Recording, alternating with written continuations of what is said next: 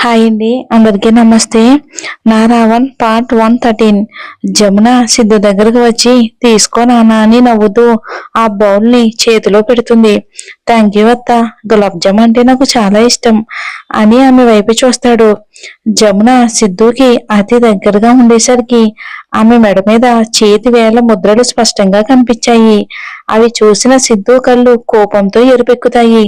అవి ఎలా వచ్చాయో, ఎవరి వల్ల వచ్చాయో కూడా అతనికి అర్థమయ్యింది.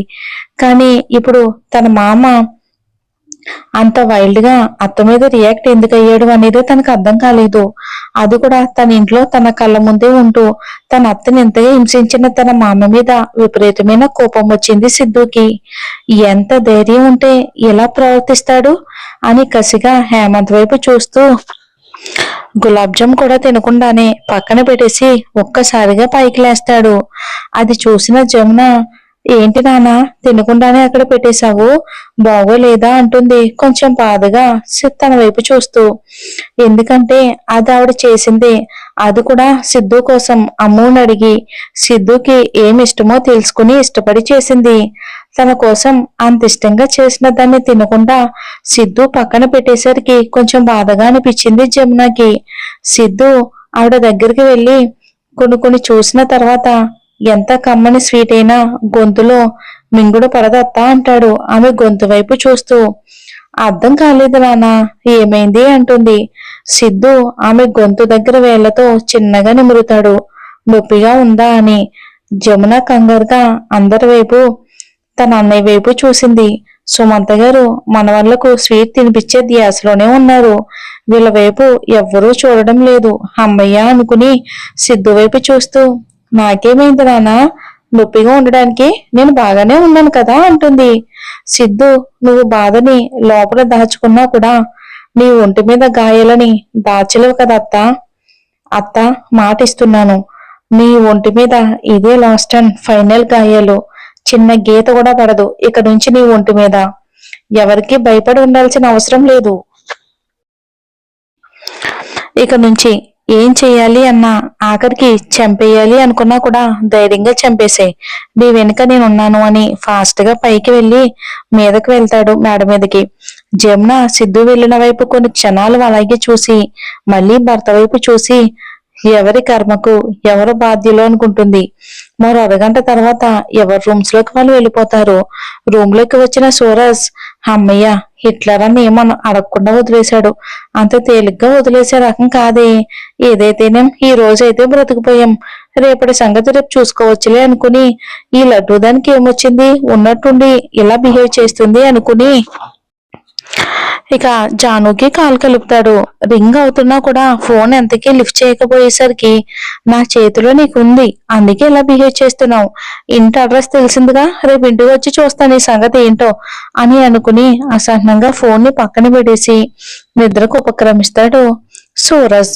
ధ్రువ చూస్తున్న వేడి చూపులకి తట్టుకోలేక మేఘన అందరికంటే ముందుగానే రూమ్ లోకి వెళ్ళిపోతుంది. ఒంటరిగా దొరికితే రాక్షసుడు ఎక్కడ దరువు వేస్తాడో అని భయపడి మేఘన వెనకాల వెళ్ళాలి అనుకుంటున్న ధ్రువతో సన్నీ బన్నీ, బావా ఇవాళ మేము నీ దగ్గరే పడుకోవచ్చా అని అడుగుతారు ముద్దుగా. పడుకుంటాను అంటే నేను ఎందుకు వద్దంటాన్రా, పదండి వెళ్దామని వాళ్ళని తీసుకుని పైకి వెళ్తాడు. పిల్లల్ని తీసుకుని వెళ్తున్న ధ్రువ వైపు అమ్ము కంగారుగా అలాగే చూస్తుంది. ఏమన్నా అందామంటే అక్కడే ఉన్న సుమంత్ గారిని చూసి ఆగిపోతుంది తను. హేమంత్ మాత్రం సిద్ధు పైకి వెళ్లడం చూసినా ఆయన బయటే పరిసరాలను గమనించడానికి బయటకు వస్తారు. అలా చుట్టుపక్కల పరిసరాలను గమనిస్తున్న ఆయన్ని సెక్యూరిటీ వచ్చి, సిద్ధు సార్ మిమ్మల్ని పిలుచుకురమ్మన్నారు, రండి సార్ వెళ్దాం అంటారు హేమంత్ తో. ఇక హేమంత్ ఒక్కసారిగా సిద్ధు పేరు వినగానే ఒక్క క్షణం గుండె జల్లుమంది. ఈ టైంలో నాతో ఏం పని అని భయంగానే సెక్యూరిటీ వెనకాలే ఫాలో అవుతాడు. ఇప్పుడు నాతో వీడికి ఏం పని పడింది, కొంపతీసి నా గురించి అంతా తెలిసిందా ఏంటి?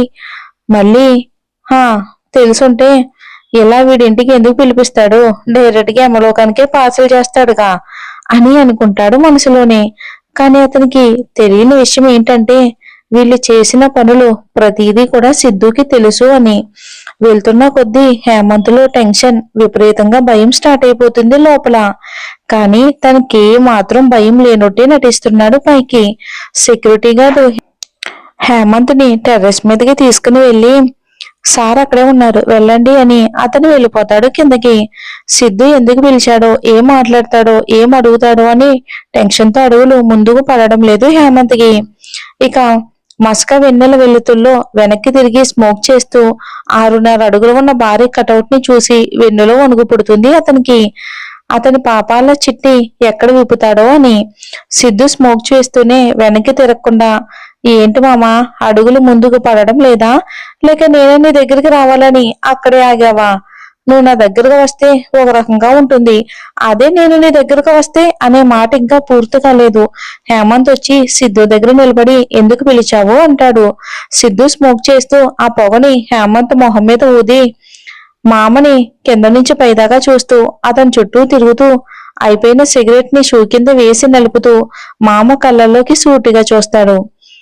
ఎందుకు పిలిచాడో చెప్పకుండా సిద్ధు ఇస్తున్న బిల్డప్ కి తనలో